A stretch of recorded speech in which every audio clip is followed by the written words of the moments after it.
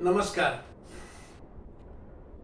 लडाखमधील सोनम वांगचुक हे एक मोठे पर्यावरण शास्त्रज्ञ आहेत. त्यांचं नाव सर्वश्रुत आहे. त्यांनी मागचे 21 दिवस त्यांच्या काही मागण्यांच्या संदर्भामध्ये उपोषण केलं, आंदोलन केलं. कालच 21 दिवसाचं आंदोलन त्यांनी संपवलंय. कशासाठी हे उपोषण होतं, काय त्यांच्या मागण्या होत्या?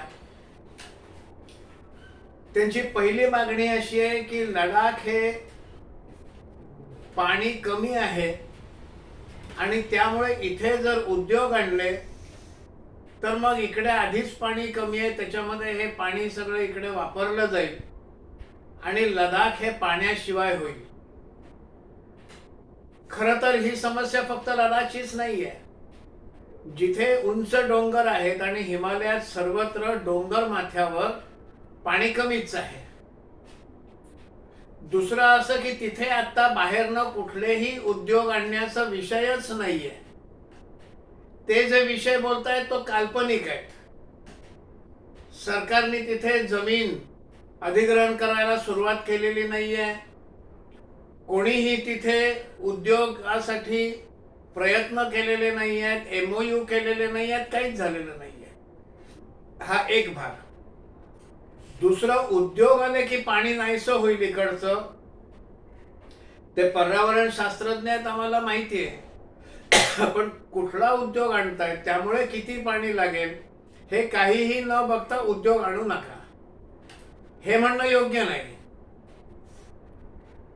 त्यांची दुसरं म्हणणं आहे की इथे खनिज संपत्ती भरपूर आहे आणि बाहेरच्या लोकांनी इथे येऊन उत्खनन जर सुरू केलं तर इकडची खनिज संपत्ती आणि त्याच्यामुळे पर्यावरणावर पुष्कळसा परिणाम होईल. खनिज संपत्ती इकडची संपत जाईल, पर्यावरणावर विपरीत परिणाम होईल.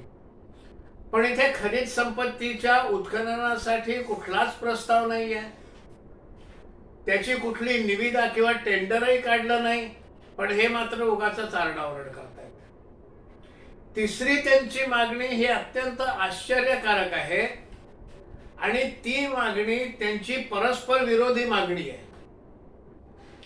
एकीकडे ते म्हणतायत की लडाखमध्ये लोकशाही बहाल करा, लोकशाही परत आणा, आणि दुसरीकडे ते म्हणतात की आर्टिकल 370 हे पुन्हा लागू करा. आर्टिकल 370 होतं तेव्हा तिथे लोकशाही नव्हती.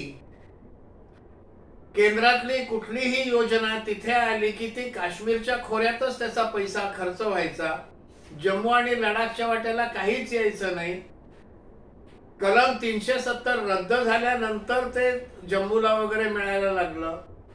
लडाखच्या लोकांची जुनी मागणी होती की काश्मीर सोबत आमची भाषा, आमची संस्कृती, आमच्या परंपरा काहीच समानता नाही. फक्त ते जम्मू काश्मीर लडाख हे एक संस्थान होतं म्हणून त्याचं एक राज्य केलं. पण आता लडाख वेगळं करा, त्यामुळे लडाख हे वेगळं केंद्रशासित राज्य झालेलं आहे.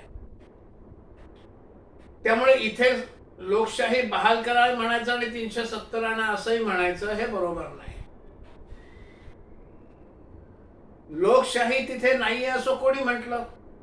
येणाऱ्या लोकसभा निवडणुकीत लडाखच्या लोकांनी निवडलेलाच खासदार तिथे निवडून येणार आहे. आत्ताची जी लोकसभा आहे त्याच्यामध्ये तिने लोकांनी निवडलेला लडाखचा खासदार आहे. मग लोकांनी निवडलेला खासदार जर संसदेत आहे तर मग लोकशाही नाही असं कसं म्हणतात? का तुम्हाला निवडून पाठवलं नाही म्हणून लोकशाही नाही? तुम्हाला निवडून पाठवलं तर लोकशाही असे आहे असं यांचं म्हणणं आहे का? त्यांचं म्हणणं इथे की ह्या राज्याला पूर्ण राज्याचा दर्जा द्या आणि इथे एक विधानसभा निर्माण करा. ही मागणी असू शकते, अशी मागणी करायला हरकत नाही. पण तिथे जी आता विधानसभा नाहीये आणि ते राज्य जे केंद्रशासित आहे ते संसदेमध्ये पास झालेल्या ठरावानुसार आहे. घटनेचं 240व कलम त्याच्यामध्ये याची सोय आहे आणि त्यामुळे 19 साली जेव्हा 370व कलम काढलं आणि लडाख राज्याची स्थापना केली तेव्हा हे राज्य केंद्रशासित असेल आणि इथे विधानसभा असणार नाही, तिथे एक नायब राज्यपाल असतील आणि त्या राज्यपालांच्या माध्यमातून तिकडचं प्रशासन चालवलं जाईल. 6 शेड्यूल इथे लागू करा अशी त्यांची मागणी आहे. हे जे 6वं शेड्यूल जे आहे याच्याप्रमाणे ऑटोनॉमस डिस्ट्रिक्ट काउन्सिल्स पण याही तिथे आहे. लडाखचे 2 जिल्हे आहेत, एक लडाख आणि एक कारगिल. मग कारगिल आणि लडाख दोन्ही ठिकाणी ऑटोनॉमस डिस्ट्रिक्ट काउन्सिल्स आहेत.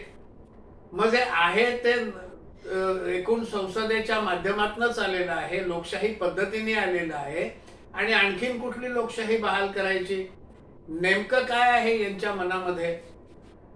370 हटवल्यानंतर केंद्रानं तिथं अनेक योजना लागू केलेल्या आहेत की ज्याचा परिणाम म्हणून लडाखची प्रगती साध्य होते. लडाखमध्ये सौर ऊर्जा, वायू ऊर्जा आणि जलविद्युत प्रकल्प, 8 जलविद्युत प्रकल्प हे तिथे सुरू करण्यात आलेले आहेत. आता हे तिन्ही प्रकारचे जे विद्युत निर्मितीचे प्रकल्प आहे ह्याच्यामध्ये कुठल्याच प्रकारची पर्यावरणाची हानी होत नाही, वीज मात्र मिळते. त्या ठिकाणी ग्रीड स्थापन करण्याचं काम सुरू आहे ज्यातून लडाखच्या प्रत्येक गावामध्ये वीज पोचेल. हे नकोय का? ही प्रगती नकोय का? लडाखमध्ये केंद्र हे 90% आणि लडाख राज्याचे 10% असं मिळून 325 कोटी खर्च करून एक वैद्यकीय महाविद्यालय, मेडिकल कॉलेज लडाखमध्ये आता स्थापन होणार आहे, त्याचं काम सुरू आहे. मग लडाखमध्ये मेडिकल कॉलेज नको का? त्या लडाखच्या विद्यार्थ्यांनी नेहमी वैद्यकीय शिक्षण घेण्यासाठी बाहेर कुठेतरी जायचं, राज्यामध्ये मेडिकल कॉलेज येत आहे, ते नकोय का? औद्योगिक विकास हा फक्त मोठ्या इंडस्ट्रीज आल्या तरच होता असं नाही. तिकडचे जे स्थानिक उद्योग आहेत त्यांना जर बढ़ावा दिला, त्याला जर वाढ करून दिली त्याची, तर त्यातनं देखील रोजगार निर्मिती होते. उदाहरणार्थ आत्ता लडाखमध्ये जे दूध उत्पादन होतं ते लडाखची जेवढी आवश्यकता आहे त्या आवश्यकतेच्या 1.5 म्हणजे 50% जास्त, जितकं दूध लागतं त्याच्या 50% जास्त दूध तिथे प्रोड्यूस होतो, उत्पादन होतं, दुग्ध उत्पादन. मग त्याच्यावर आधारित काही जर उद्योग सुरू केले, त्या दुधाचं प्रोसेसिंग आहे, मग काही उद्योग म्हणजे मग त्याचं चीज बनू शकतं, त्याचं पनीर बनू शकतं, त्याचे आणखीन काही दुग्धजन्य पदार्थ बनू शकतात आणि त्याची विक्री जितकं लडाखमध्ये हवं तितकं लडाखमध्ये, जितकं बाहेरच्या राज्यांमध्ये विकता येईल तितकं त्यातनं राज्याला रेव्हेन्यू मिळतो, महसूल मिळतो. महामहसूल नकोय का? सरकार कशाने चालणार? किंवा जे कोण त्याचे उत्पादक आणि उद्योजक आहेत त्यांना त्यातनं पैसा मिळेल ना, सुबत्ता येईल ना, मग हे नकोय का? पर्यटन हे लडाखमध्ये एक सगळ्यात मोठं उत्पादन आणणारा व्यवसाय आहे. पर्यटन सगळीकडेच मोठ्या प्रमाणावर संपत्ती घेऊन येतं, समृद्धी घेऊन येतं. मुळामध्ये लडाखची स्थिती अशी आहे की लडाखची जेवढी जमीन आहे, जेवढा भूभाग आहे त्याच्या फक्त 33% भूभाग हा शेतीसाठी वापरला जातो. बाकीचा भूभाग हा नुसता उजाड पडलेला आहे, तिथे काहीही शेती होत नाही, नुसतीच जमीन आहे. मग या 33% जे काही शेती होते त्यातनं जे काही उत्पादन होतं ते पुरेसं होत नाही आणि हे 12 महिने होत नाही. मग शेतीचा मोसम संपला की तिकडच्या लोकांनी काय करायचं पोटापाण्यासाठी? आत्ताची स्थिती अशी आहे की तिकडचे तरुण मग त्या भागामधल्या सैन्याचे पोर्टर म्हणून, हमाल म्हणून, कुली म्हणून काम करतात. त्यांना सैन्याकडनं मग त्यांचा पगार मिळतो किंवा भत्ता मिळतो, जे काय असेल ती पद्धत, मानधन मिळतं किंवा मजुरी मिळते. पण शेती जेव्हा नसेल त्यावेळेला हे लोक सैन्याचे हमाल म्हणून काम करतात. सैन्याची मोठी मोठी सामान हे डोंगरावर, कारगिलला वगैरे तिथे वाहून न्यावं लागतं. मग ही सगळी मंडळी हे हमालाचं काम करतात. इथेच जर त्यांना उत्पादनाचे वेगळे वेगळे माध्यम दिले, पर्यटन आहे, पर्यटन हा खूप मोठा महसूल आणणारा उद्योग आहे. एक पर्यटन स्थळ विकसित झालं की त्या ठिकाणी हॉटेल उभे राहतात, त्या हॉटेलांमध्ये लोकांना रोजगार मिळतो. तिकडचे स्थानिक कलाकार, त्या कलाकारांनी निर्मित केलेल्या कलावस्तू यांची विक्री तिथे होते. त्यातनं या कलाकारांना उत्पादन करायची सोय मिळते, त्यांचं तिथे उत्पन्न वाढतं. छोटे मोठे रिक्षावाले, टॅक्सीवाले यांचा व्यवसाय वाढतो. छोटी मोठी हॉटेल्स आहेत. अगदी काही नाही तर चहाची टपरी जरी म्हटली तरी दोन माणसं, एक जण चहा बनवायला आणि एक जण कंपशी आणि भांडी धुवायला, दोन लोकांना रोजगार मिळतो. एक पर्यटन केंद्र सुरू झालं की कितीतरी लोकांना तिथे रोजगार मिळतो, तिथे सुबत्ता यायला लागते. मग यांचं म्हणणं काय आहे की बाहेरचे लोक आले तर आमच्या संस्कृतीवर आघात पोचेल. असं तर कुठे झालेलं नाही. लोक जातात, भारतात सगळीकडे पर्यटनासाठी जातात आणि कुठे स्थानिक संस्कृतीला आघात पोचलेला नाही. उलट त्या माध्यमातून स्थानिक संस्कृती लोकांना दाखवण्याची, प्रदर्शित करण्याची सोय उत्पन्न होते. स्थानिक नृत्य, गायन याचे जर कार्यक्रम ठेवले, त्याचे तिकीट लावलं तर पर्यटक पाहायला येतील. ते सगळं करणाऱ्यांना उत्पन्न मिळेल. हे सगळं पर्यटनातून होतं. पण पर्यटन नको म्हणतात. तिथे रस्त्यांचं काम हे सगळीकडे चाललेलं आपल्याला माहिती आहे. हा सीमावर्ती इलाका आहे. त्यामुळे हिमालयांमध्ये, पार अरुणाचल प्रदेशमध्ये किंवा इकडे लडाखमध्ये, इकडे सगळीकडे रस्ते बांधणीचं काम हे मोठ्या प्रमाणावर सुरू आहे. लडाखमध्ये देखील रस्ते बांधणी, बोगदे याचं काम मोठ्या प्रमाणावर सुरू आहे. त्यातून यातायात आणि सीमेवर सैन्य हे तैनात होणं हे तिथे आपल्याला दिसेल. सुरक्षेचा मुद्दा आहे तिथे. तिथे भारतीय सेना, इंडियन आर्मी आणि हिंदुस्तान पेट्रोलियम मिळून centre for excellence and wellness हे सुरू करतायत. तिथे काय करणार? तिथे तरुणांना वैद्यकीय आणि इंजिनिअरिंगच्या विषयाच्या परीक्षांसाठी त्यांची तयारी करून घेणार. मग लडाखचा तरुण जर वैद्यकीय आणि इंजिनिअरिंगचं शिक्षण घेत असेल, त्यातून त्याला रोजगार मिळत असेल, त्यातून त्याचं उत्पन्न वाढत असेल, तर हे नको आहे का? हे असे अनेक प्रश्न इथे निर्माण होतात. तिकडनं 370 घालवल्यानंतर अनेक प्रकल्प, विकास प्रकल्प तिकडच्या कुठल्याही पर्यावरणाला हानी न पोचता ते तिथे चाललेलं आहे. युवकांच्या शिक्षणाची व्यवस्था होते, मेडिकल कॉलेज येत आहे, ऊर्जा निर्मिती होते, दुग्धजन्य पदार्थ होत आहेत. तिकडे जी उत्पादनं होतात त्याच्यावर आधारित जे काय उत्पन्न आहे, प्रोसेसिंग आहे, ते सगळं चाललेलं आहे. सुबत्ता येते. आणि आणखीन एक इथे नमूद करू इच्छितो की हे जे केंद्रशासित प्रदेश, बिना असेंब्लीचा, विधानसभा नसलेला केंद्रशासित प्रदेश, हा काही कोणी आपल्या मनाने केलेला नाही. हे संसदेनं पास केलेला कायदा आहे. आपल्या देशामध्ये गेल्या काही वर्षापासून एक नवीन टूम सुरू झालेली आहे. केंद्रानं लोकसभेमध्ये शेतीचे कायदे पास केले.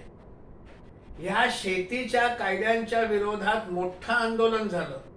बरं, त्या आंदोलनामध्ये देशभरचे शेतकरी नव्हतेच, फक्त पंजाब आणि हरियाणातले शेतकरी आले, दिल्लीमध्ये धरणं धरून बसले, 26 जानेवारीला लाल किल्ल्यावर धिंगाणा घातला. मग संसदेने जो कायदा केलेला आहे त्या कायद्याच्या विरोधात अशा प्रकारे करणं, ह्याला लोकशाही म्हणायचं? आणि मग यांना समर्थन करणारेच लोक आम्ही घटनेचे रक्षक म्हणून मिरवतात. 19 साली CAA, नागरिकता सुधारणा कायदा झाला. त्यावेळेला 2 ठिकाणचे मुख्यमंत्री असं म्हणाले की हा नागरिकता सुधारणा कायदा आमच्या राज्यात आम्ही लागू करणार नाही. कोणी दिलाय तुम्हाला अधिकार? राज्यात लागू करणार का नाही करणार हा केंद्राचा विषय आहे. एखाद्याला नागरिकता बहाल करणं किंवा एखाद्याची नागरिकता काढून ठेवणं हा राज्यांचा विषयच नाहीये. राज्यांना तो अधिकारच नाहीये. पण ते आम्ही आमच्या राज्यात होऊन देणार नाही. याचे 2 अर्थ होतात. एक तर आम्ही लोकसभेने मान्य केलेला, पास केलेला कायदा आम्ही मानणार नाही, ह्याला लोकशाही म्हणायचं का? आणि मग हेच लोक पुन्हा म्हणणार की आम्हाला राज्यघटनेचं रक्षण करायचं. कुठलं रक्षण? राज्यघटनेप्रमाणे निर्माण झालेल्या लोकसभेचा कायदा तुम्ही मानणार नाही. आणि आता हे तिसरं. ठीक आहे, ही मागणी असू शकते, आम्हाला पूर्ण राज्याचा दर्जा द्या, इथे एक विधानसभा असून द्या.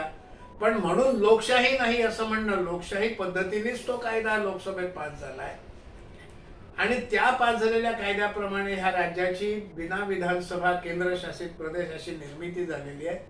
मागणी करा, पाठपुरावा करा. किंबहुना या वेळेला लोकसभेला एक उमेदवार उभा केला असता आणि हा उमेदवार जो इकडे पूर्ण राज्य विधानसभा असलेलं या मागणीला जो समर्थन देईल त्या उमेदवाराला आम्ही निवडून आणू असं म्हणून दबाव टाकला असता.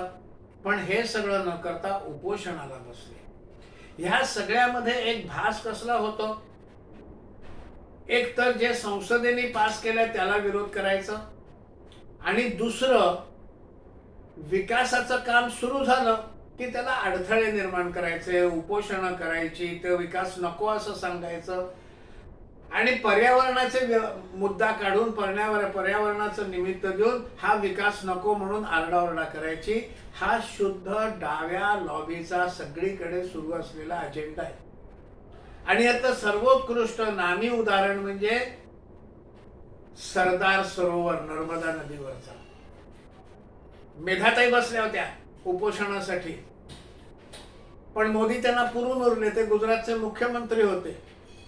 त्यातनं पर्यावरणाची कुठलीही समस्या निर्माण झाली नाही. त्या सरदार सरोवराचा जो डॅम होता त्याची उंची वाढवण्याचा विषय होता. सौराष्ट्राला त्याचा फायदा झाला. सरदार सरोवरापासून कॅनॉल काढला, सौराष्ट्रात त्याचं पाणी नेलं आणि सौराष्ट्रामध्ये शेतीची सुबत्ता आली, सुधारणा झाली. पण जिथे कुठे असा विकास होत असेल तिथे पर्यावरणाचं नाव घ्यायचं, त्याला विरोध करायचा, हे वामपंथी साम्यवाद्यांचा आवडता खेळ आहे आणि तोच खेळ आता इथे खेळला जातोय. त्यामुळे शंका येते की हे नावाजलेले शास्त्रज्ञ हे देखील या डाव्या लॉबीच्या नादी लागले का?